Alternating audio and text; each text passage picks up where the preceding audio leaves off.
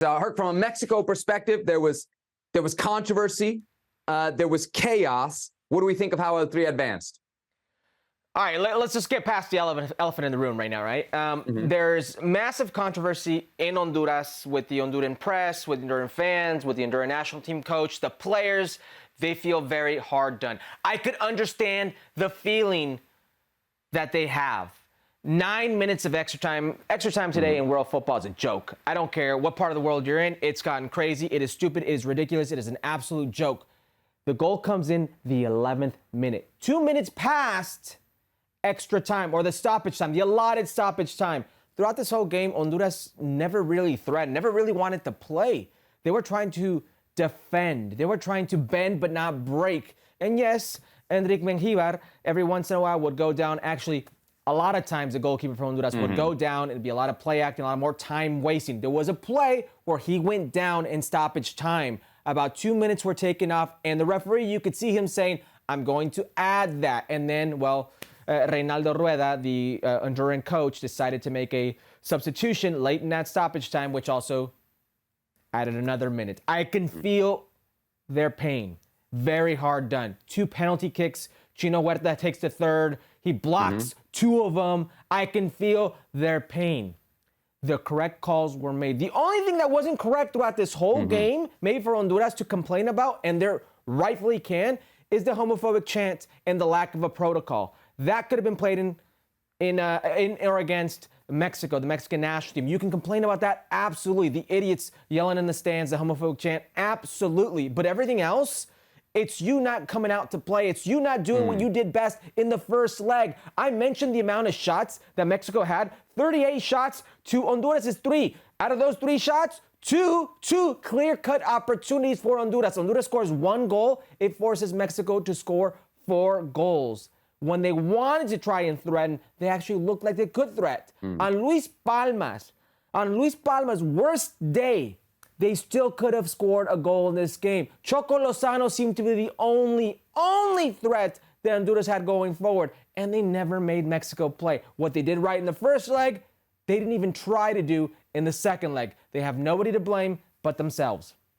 Yeah, I find the Honduran complaints to be quite weak, especially since this isn't something new, right? We've seen this from basically the last World Cup, where you get stoppage time that is of plus 9 minutes, plus 8 minutes. That's the regular, that's the norm now. So I don't think anybody from Honduras can honestly complain. And I don't know if you saw this from our colleagues down at ESPN in Mexico. They actually made a full screen graphic up, chalking up every bit of Honduran wasted time. It added up, you know, take it with a grain of salt because of where it's coming from, but it added up to more than the 9 minutes. And as you mentioned correctly, Mengíbar was down for at least 2 minutes in the stoppage time. So the 11 doesn't sound that crazy to me. As far as the Mexico performance, Herc, I'm not necessarily convinced in the performance, but I do want to point out here that this is a major result for Mexico. If you go back to last Monday's show, you remember just how pessimistic I was about this second leg. I thought there was no chance for Mexico to get through, and that was going to leave you in a play-in game for a spot in Copa America. 90 minutes in Frisco, Texas,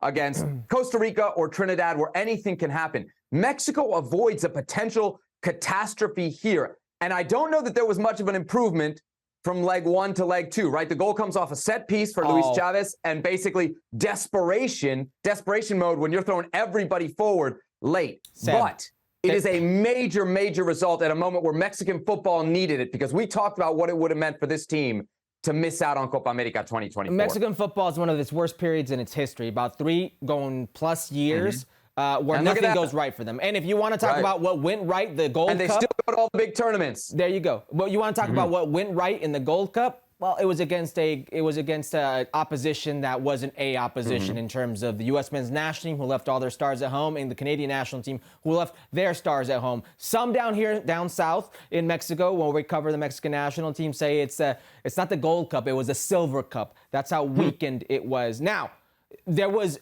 absolutely a better performance, Seb. You can't say there wasn't. I just told you they shot 38 times. Big chances missed. Better than the worst performance in a decade? I mean, it's not a very high bar to beat. Well, I don't think it... You know, because it was pretty bad. It was pretty bad. Leg one, right? It was. But nowadays, like, that seems to be the norm. You can say, well, what about this performance, you know, against Argentina in the World Cup? What about this performance? And you can go to the way they played it in Cincinnati against the U.S. men's national. What about this performance? And you can go to the way Canada played them in El Estadio Azteca in the World Cup qualifying. There are so many bad performances by the Mexican national team lately that should be worrisome. This, to me, was a sign of hope.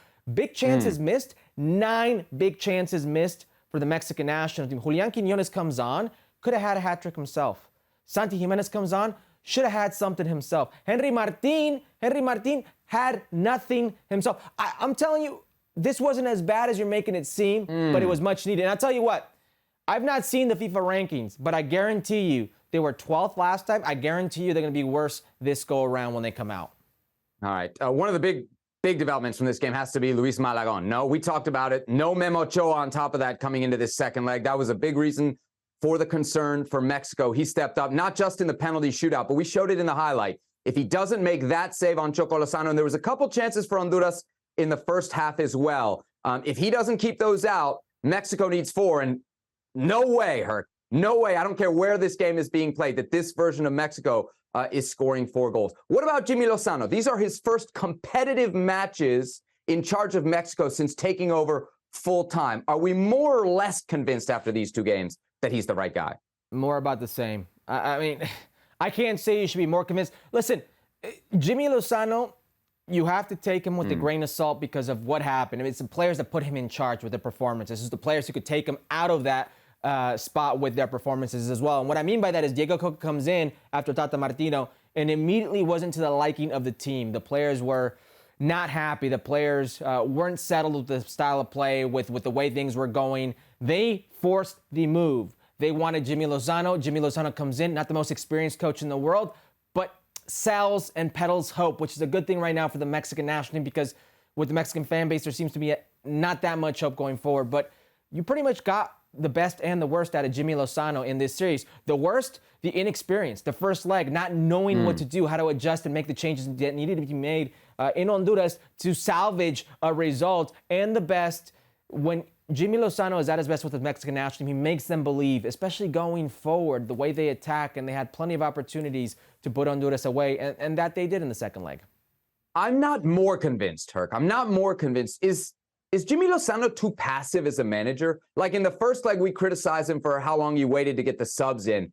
In the second leg here, it is all or nothing. Like there's literally nothing to lose for Mexico. I thought he would be more aggressive. I think his first sub is at like 57, 58. Then he waits till 70 to make the next sub. I know obviously there's some issues in terms of the availability of players coming off the bench, but he doesn't seem like a manager who's going to make the quick move. And we noticed that in the first leg. And even here in the second leg, I guess I just still have my questions about Jaime Lozano, not just in terms of in-game management, but you talk about how good this attack looks, Herc.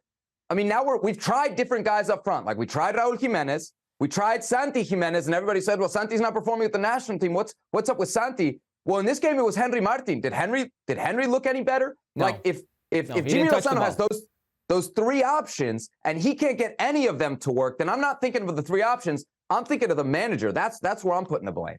Maybe, Seb. Maybe you can blame the manager, but have you seen this Mexican national team play? Is it his fault that Chucky Lozano plays by himself? Is it his fault that Julián Quiñones missed 3 sitters? Is it his fault that Santi Jimenez can't get going with the Mexican national team?